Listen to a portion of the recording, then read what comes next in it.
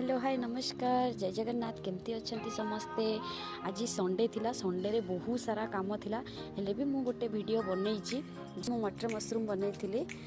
तो फास्ट मु सब मशरूम को धोई धोईकी काटिकी पूरा तक साइज कर रखी देती एपटे मशरूम को तादरे सब मसला टिके पकई लंका जीरा धनिया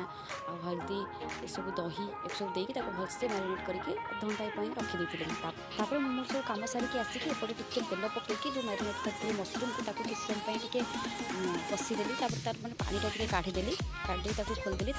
मसला सब रेडी कर देती काजू टमाटो गोटे पेस्ट देती पियाज रसुण लंका सुखिला लंका जीरा आ सब को गोटे पेस्ट बनई एपटे कढ़ई रे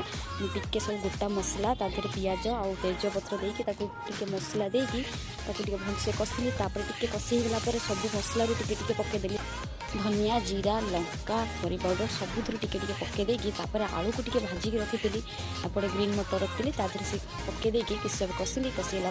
मशरूम को जो रखी पकईदेली किस समय कषाला जो काजू टमाटो पेस्ट देती देदेली दे सारापर मशरूम मसला टे पकईदेली